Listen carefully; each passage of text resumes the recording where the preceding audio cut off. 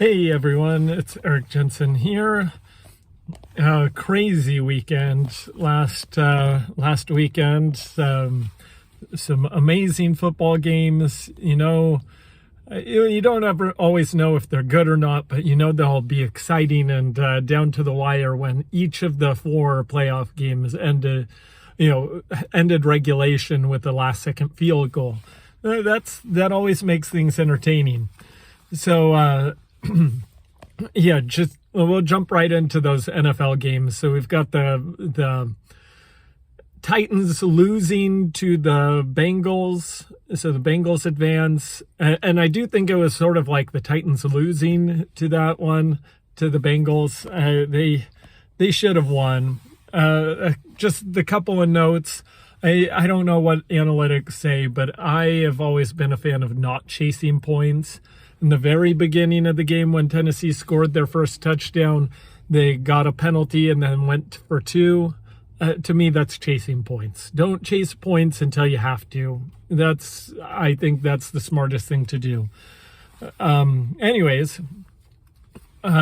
that's all I really need to say about that. I mean, Tennessee, I thought they were going to be a little bit better.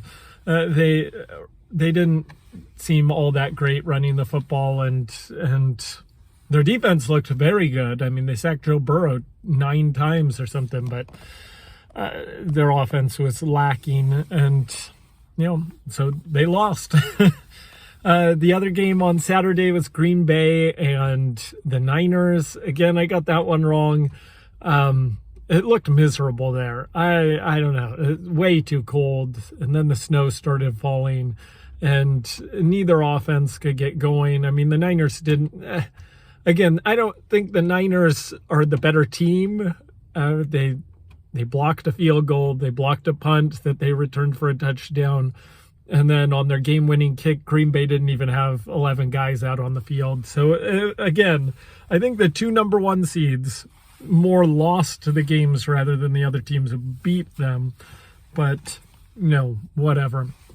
And then the other games, the Buccaneers and the Rams, I don't know if that was actually a good game. It was crazy that Tampa came all the way back. The Rams should have had that one by a lot, but they, after tying it up, after Tom Brady comes back and ties it up, then Matthew Stafford goes right down the field. And, people are saying, "Oh, they were playing man and whatnot."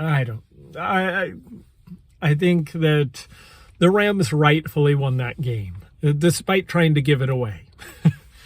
And then in that last game, the Bills and the Chiefs, just crazy. I mean, that last 2 minutes, just touchdown, field goal, just absolutely insane. I don't know how. I mean, Josh Allen and Pat Mahomes are incredible, and the things they were doing, just incredible. Which leads me to the big takeaway that everyone's talking about: what to do with the NFL playoff system. Because, Pat Mahomes, with 13 seconds left in the game, drives down the field so they can kick the field goal. 2 plays, one to Tyreek Hill, one to Kelsey, and then they're in field goal range. They kick the game-tying field goal, and then it goes down to the coin flip. And the way both teams were scoring points in the last 2 minutes of the game, it really did feel like whoever won the coin toss was going to win the game, because no one was stopping them anymore. The defenses were out of gas. And so, of course, Kansas City ends up winning the coin toss, and of course they drive down the field, score the touchdowns. So Josh Allen and the Bills never even get a chance to go on offense and have their turn.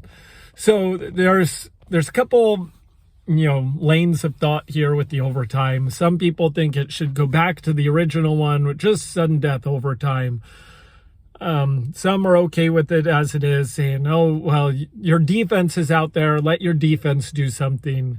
Your defense could stop them."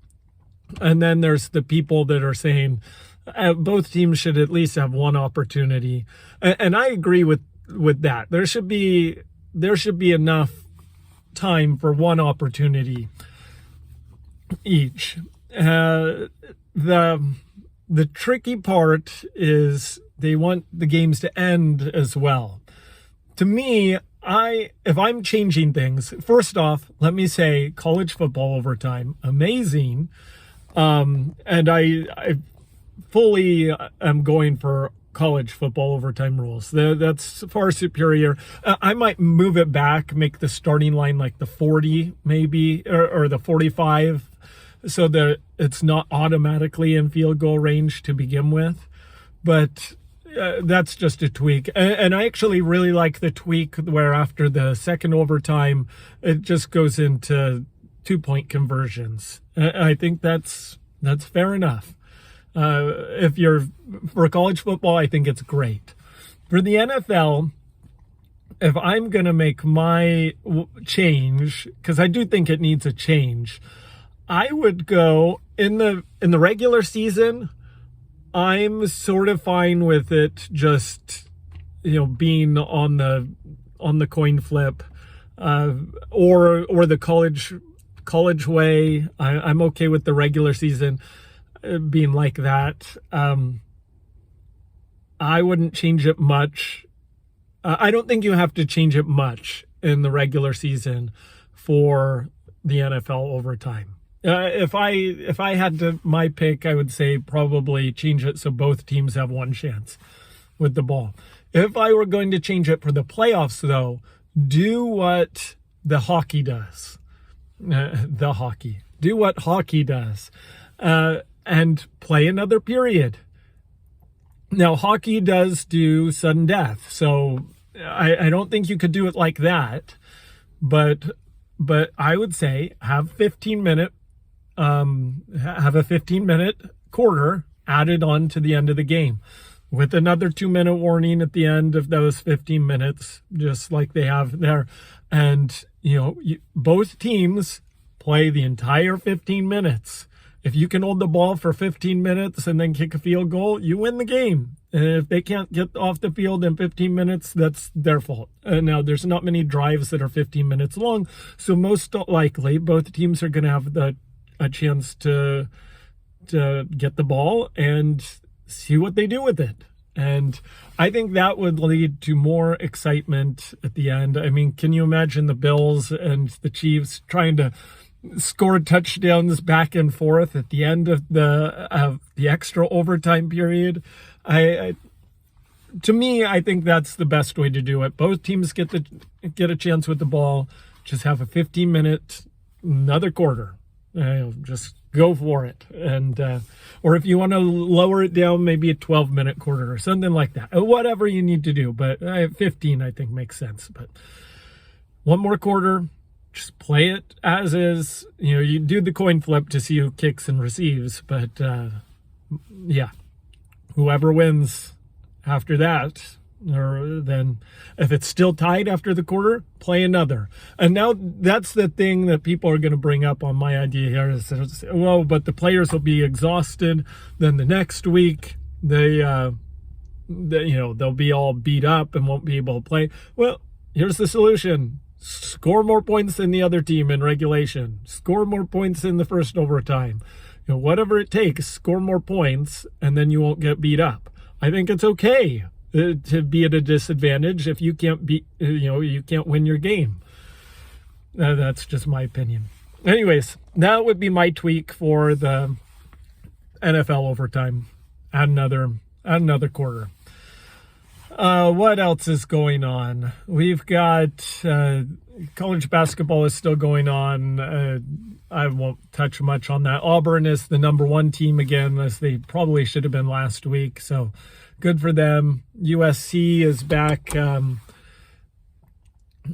looking like themselves again. So that's good. They beat Arizona State off to a really rocky start at the beginning of that game.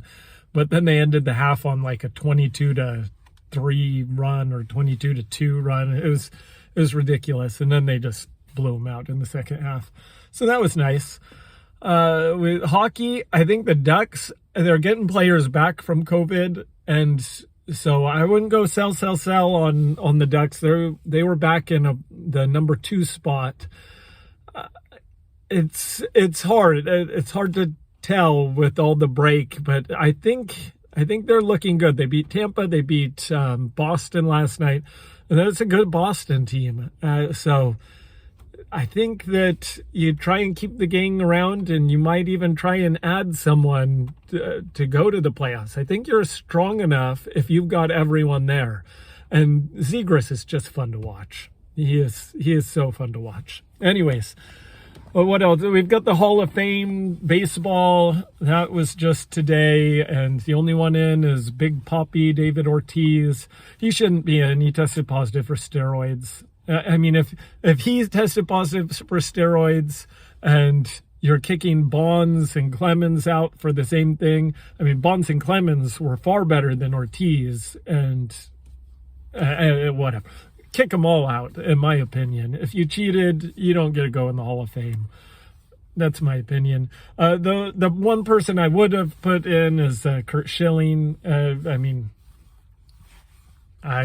only reason why he's not is because people don't like his politics, not because of anything he did on the baseball field. I mean, if he was the a woke person that was all for Biden, he would be in the Hall of Fame, which is pathetic that they didn't put him in, because it should just be about what you do on the field.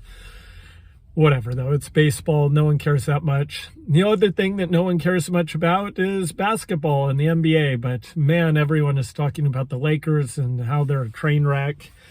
And Russell Westbrook, he's not doing all that well.